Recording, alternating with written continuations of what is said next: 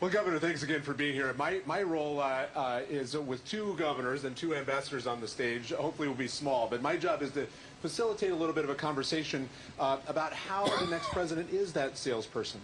I want to start with sort of two questions in one, Governor, if I may.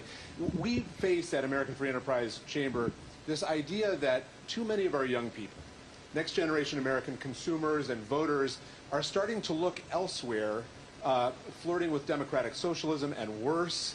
We see some 40% of next generation Americans aren't sure that capitalism is the way of the future.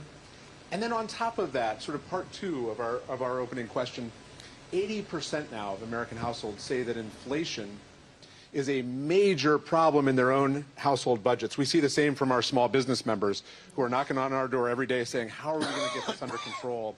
And I think that sort of adds to the problem. There's a moment of national self-doubt.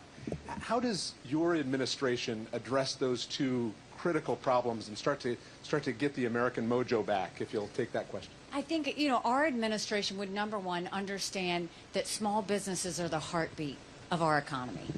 If you take care of your businesses, if they have cash flow, they don't go on vacation. They hire more people. They invest back in their business. And what we need is more of that free enterprise. The problem we have now is government's the biggest burden to our businesses. The way they regulate, the way they try and do wage controls, the way they try and, tell what kind of energy we should have, what we do, how we do, who we do it with. That's not the role of government. Government was intended to secure the rights and freedoms of the people. It was never meant to be all things to all people. So when you look at it, what's happening now with our younger generation, we need to remind them that capitalism has lifted up more people out of poverty in the history of the world. But what has happened is, all of a sudden, laziness has started to take over. And that's what socialism does. Socialism goes and tries to create a fair scenario for everyone. Well, I stood on the Simon Bolivar Bridge between Venezuela and Colombia, and I watched thousands of Venezuelans walk in the hot sun for hours, holding their children, to go to Colombia to get the one meal they might get that day. They had been killing zoo animals for food. This was a country that used to be vibrant and a country that fell into socialism. And we have to be very careful because Biden has led us into this socialism creep where it's telling all younger people, don't worry, you sit on the couch. Don't worry, we'll pay your student loan. Don't worry, capitalism is bad. You stay home and you can work from home. That's not what we need. Did you know 17 of our 24 federal agencies aren't completely back to work yet?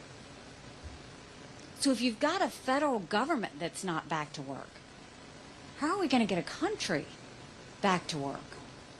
We've got to remind people that it's good for our health to work. It's good for our health to be social. It's good for us to be out. But in order to do that, we've got to right the ship in D.C. First, understanding that Republicans and Democrats are both part of the problem.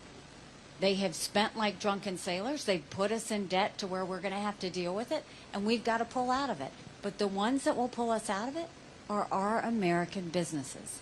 If we get out of the way and let them do what they do best and produce and hire and sell, and a Haley administration would be a partner to our businesses, not one that dictates, but an actual partner that sees them for the opportunities that they are.